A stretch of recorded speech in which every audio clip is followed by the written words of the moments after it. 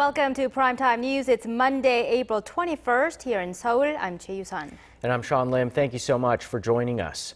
It's been more than 5 full days now since Korea's worst ferry disaster in 2 decades, with search and rescue operations continuing through the day and into the night. Unfortunately, no survivors have been found since the first day, and the death toll continues to rise.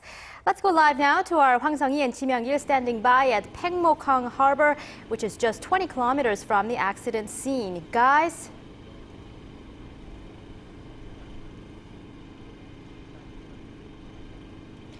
Guys, within the last couple of hours, we've seen the death toll rise dramatically.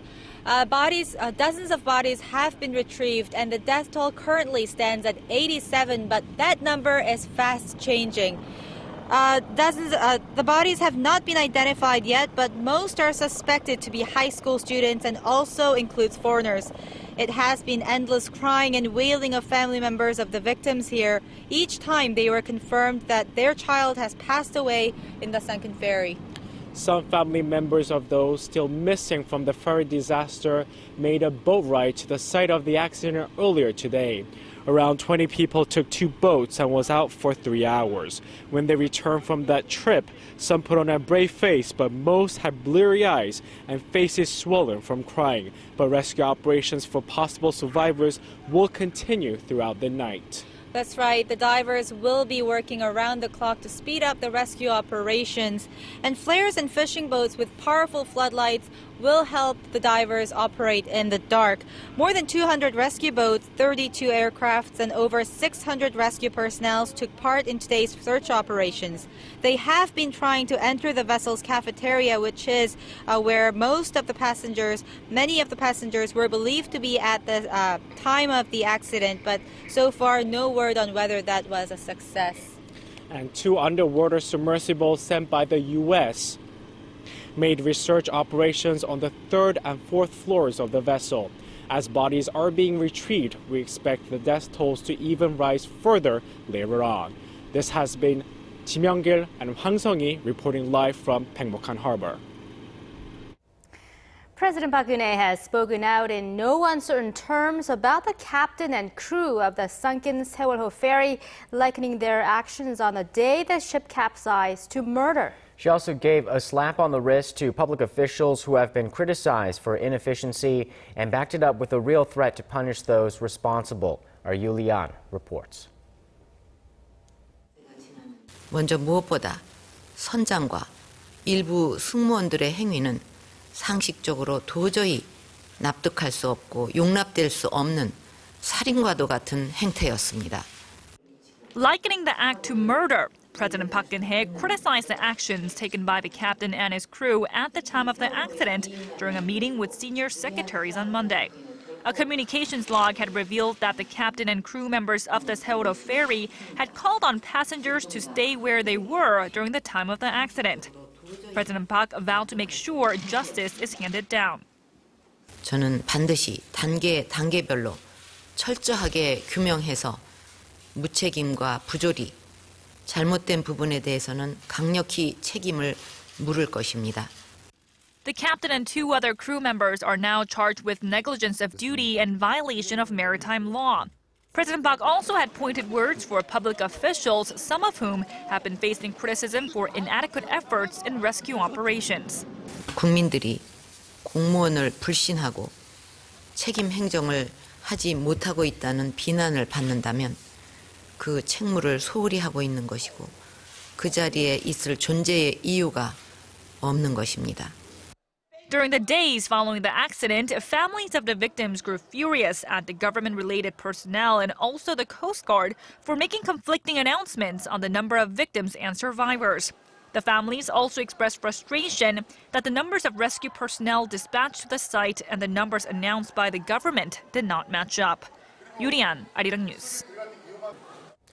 Investigations are underway to find out what exactly happened before the ship sank. New facts are being revealed as investigators delve deeper into the case. And for more on this, our Sung Ji-san joins us here in the studio.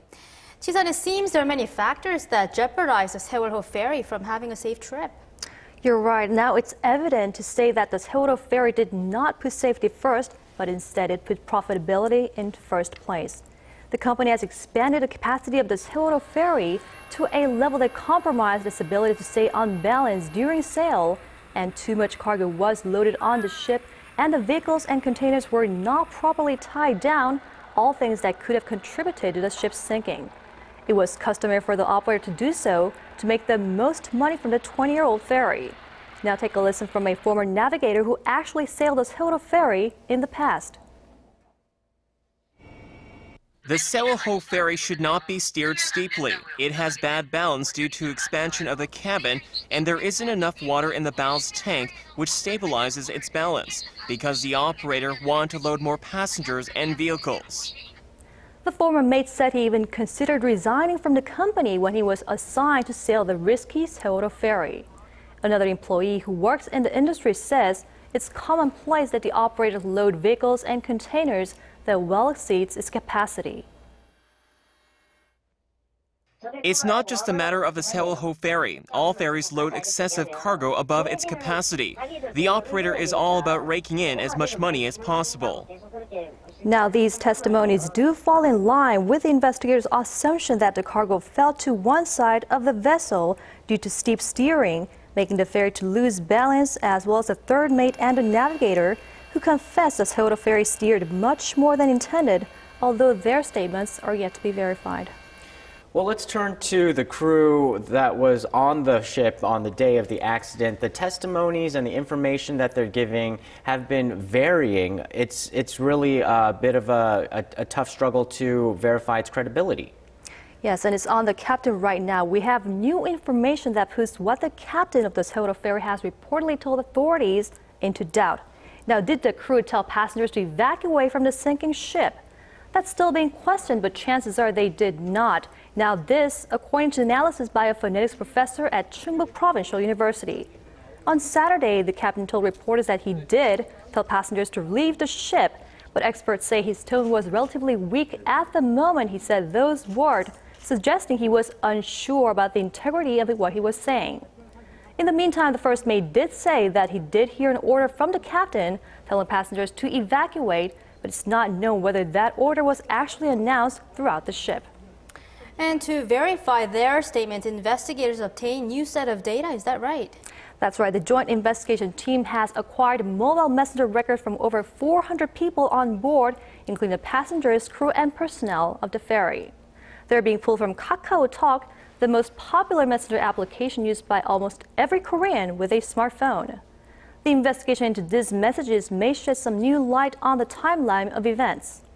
Officials will also look into what kind of messages the crew had been exchanging, while they were also communicating by radio walkie-talkies before most of them evacuated the bridge of the ship and boarded the very first rescue operation helicopters and boats. Some parents of the missing have also been claiming that they have received messages from their children after the ship sunk, but it's not confirmed whether those were messages from the mobile messenger or text SMSs. So how is the investigation progressing on the actual operator of this ship? Well, the Joint Investigation Team early in the day received arrest warrants for 4 additional crew members. This comes after 3 crew members, including the captain, were arrested over the weekend. The investigation team has also imposed travel bans on 44 employees of the ferry operator, Cheongjin Marine Company, including its president, the former chairman of its parent firm, and his 2 sons, who are the biggest shareholders of the company. Now, the group is almost a conglomerate with extended companies, is under investigation for various accounts, including massive funds stashed overseas. All right, Ji-sun, thank you for that update. Well, strong words came from President Park Geun-hye this morning, who said anyone who played a part in last week's ferry disaster should be held accountable under both criminal and civil law.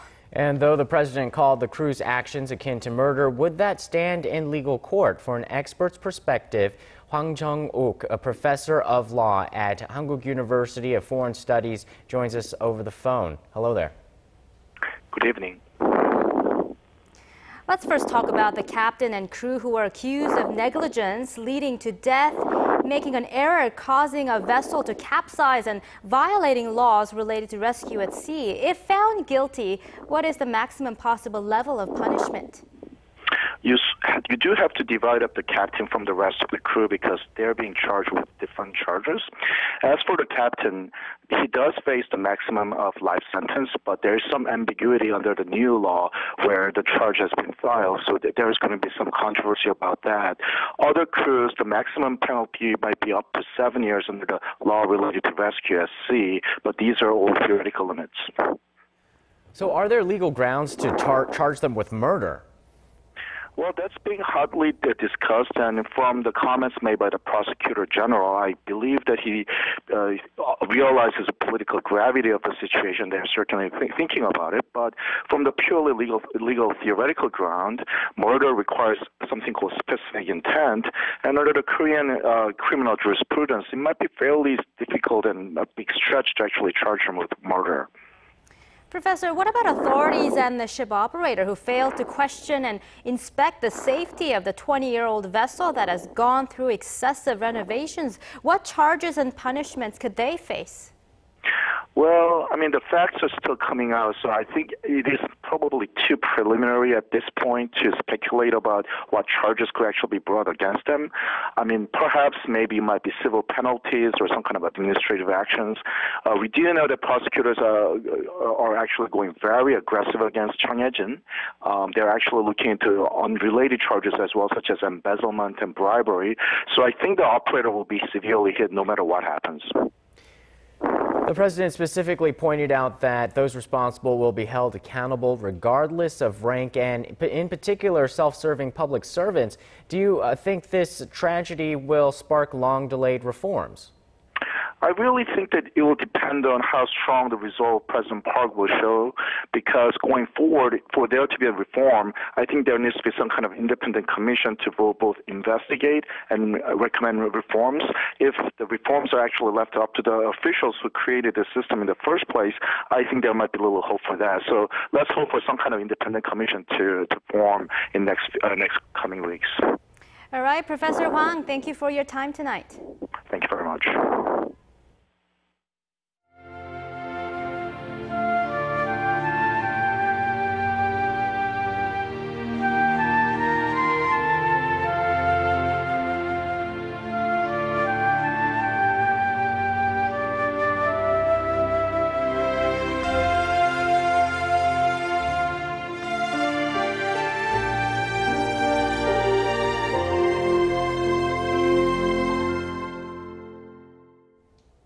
Families of the missing are now into their 6th day of waiting for any news of their loved ones who were on board the ill-fated ferry.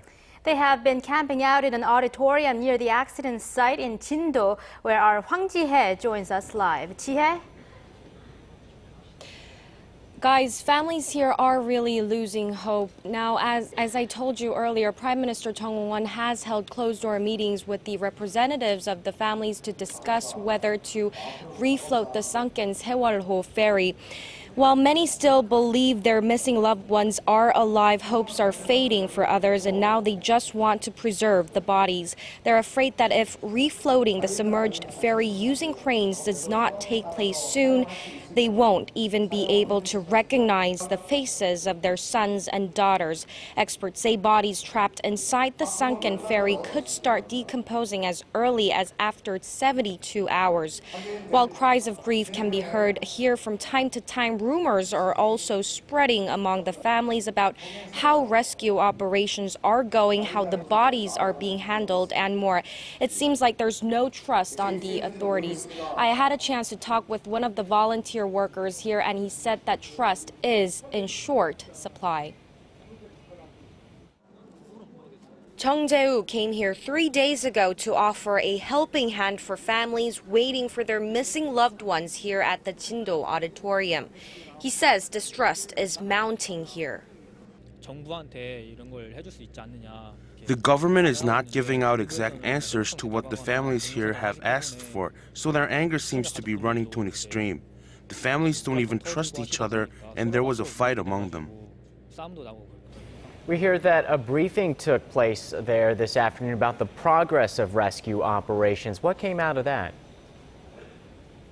Yes, the representative of the families stood at the podium today, and he said that he asked for the authorities to wrap up rescue and search operations by this Thursday.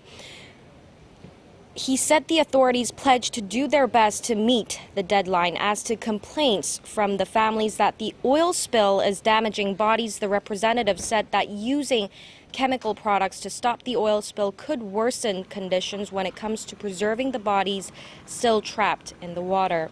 He went on to say the first priority is still rescue operations. This has been Hwang reporting live from the Jindo Auditorium. Hospital staff at the Paengmok-hang hospital located nearby the accident site has been working around the clock to treat survivors and prepare for more bodies that have been recovered. For the latest, we turn to our Kim Hyun-bin. Hyun-bin.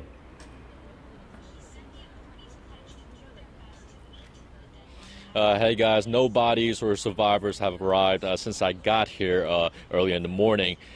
This hospital is one of the 5 that is processing the bodies for identification as well as collecting DNA samples. All the bodies were transferred to hospitals near their hometowns as of yesterday, and medical helicopters is on standby along with 2 medics so that the hospital can efficiently transport rescue survivors or the deceased. As for the survivors, 31 were hospitalized here after this accident last week, and currently there are 11 still receiving treatment.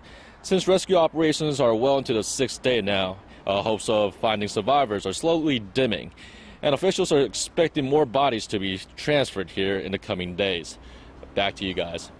Hyun-bin, how are survivors holding up? I understand many are suffering from mental stress.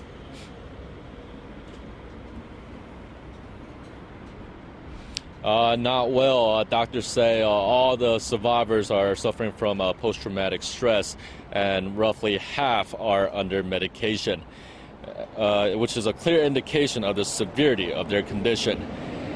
Family members are also suffering from shock. One of the fathers of missing students suffered a stroke, and some of the survivors are suffering from depression and even amnesia. Well, this has been Kim Hyun-bin reporting live at the Paengmok-hang hospital. Back to you guys. And now let's connect to the hospital here near Seoul that's caring for local survivors and the deceased. Our Connie Kim is standing by at the Korea University Ansan Hospital, where many of the deceased have arrived. What's the latest, Connie? Hi guys, I'm currently standing by at Korea University Ansan Hospital. 6 of the deceased that have been brought here from Mokpo are still lying here, and with 5 of them expected to be released tomorrow morning. Now, a joint memorial altar will be set up for the Danon High School students that have passed away, and friends and relatives will be able to pay their respects there starting Wednesday. Parents of the deceased have delayed releasing their children after requesting an autopsy to find out the direct cause of death. They want to know whether their children died from drowning or from hypothermia after waiting inside an air pocket in the vessel. Now, this is critical in determining whether the government was fast enough with their rescue operations, and parents say they'll hold the government responsible if this wasn't the case. Also, parents of the children on board the sunken ferry will announce an appeal in front of Danon High School urging for swift rescue operations, while also criticizing the media for indiscriminate reports on this incident. The bodies of 8 victims from this tragedy were released to their families today, and the city of Ansan continues to grieve for those it has lost so suddenly and so tragically. Well, it has to be a traumatic time for everyone there. How about the students who survived this horrible ordeal? How are they holding up? Yes, currently there are 81 patients receiving medical treatment here, and according to the director of the hospital, he says that most of the victims that were suffering from mental distress and depression has improved since when they first got here. Now, they will continue to monitor the students, saying that 1 out of 4 students are not sleeping well and that about 20% of them will need psychological therapy. After monitoring their stress, the hospital will decide whether students can return to their daily lives within the next 3 days or so. Considering that victims cannot go back to school right away, Danon High School is currently reviewing whether to allow students to take classes in the hospital while carrying out counseling sessions at the same time. To help those recover, a team composed of experts from the welfare, education ministries, the city of Ansan, and Gyeonggi-do province will continue to look after them. This has been Connie Kim, reporting live from Korea University Ansan Hospital. The Sewol-ho ferry tragedy has hit Tanwan High School especially hard as more than 300 of its students were on board the vessel when it capsized. The school will reopen its doors this week for sophomores and seniors who will be met with the help of professionals who will guide them through the most difficult moments of their lives. Our Kwon So-hwa has this report. Despite still being in severe shock, students of the Tanwan High School in Ansan will be returning to their classrooms this week. Laughter and joy filled the ship when it departed on a school trip to Jeju Island, but now there are only tears left. The Sewol-ho was carrying 325 students from Tanwan High School in their junior years. The school has temporarily closed twice since Wednesday, the day of the incident, but there were concerns from parents of sophomores and seniors who asked that students be able to return to their daily routines as soon as possible. The Gyeonggi Provincial Office of Education held a briefing Sunday and announced its plan to reopen the school this Thursday. When students return, the focus will be on helping the students cope with the traumatic events of the past several days. We will primarily progress with a therapy program to help the students recover from the mental shock, and will gradually return to usual class schedules. There are currently around 100 doctors and therapists ready to help at the high school. The students of Tanwan High School are also grieving over the death of their vice principal, who was rescued from the Sewol-ho ferry but later committed suicide over apparent feelings of guilt. Experts worry that many students will be affected by post-traumatic stress disorder, which can occur even years after a shocking incident occurs. Kwon So-hwa, Arirang News.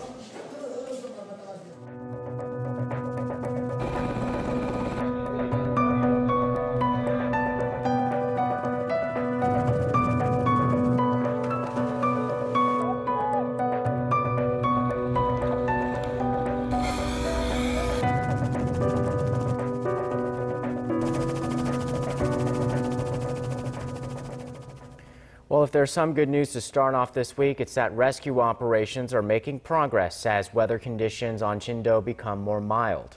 And for details, our Kim Bo-kyung joins us here in the studio. Bo-kyung, what's the latest?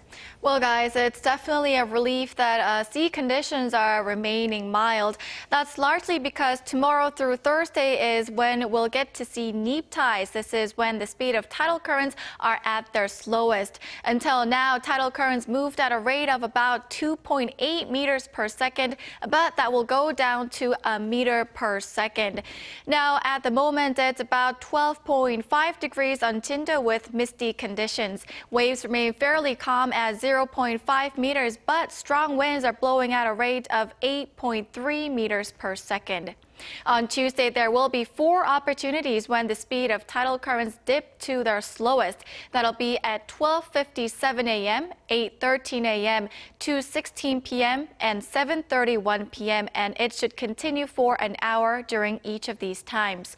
Otherwise, conditions on Jindo for tomorrow are forecast to be similar to today, with strong winds blowing at a maximum rate of 8 meters per second, and waves will continue to remain calm at 0.5 to a meter. Hopefully, there'll be some good news which the nation is desperately waiting for. That's all the weather updates for Jindo at this hour, and I'll be back with the latest after midnight. Thank you, Bo-kyung. And those are the stories we're following at this hour. I'm Choi Yu-sun in Seoul. And I'm Sean Lim. Stay tuned for the latest on the ongoing sunken ferry rescue operation, or find us online at arirang.co.kr. We'll see you soon.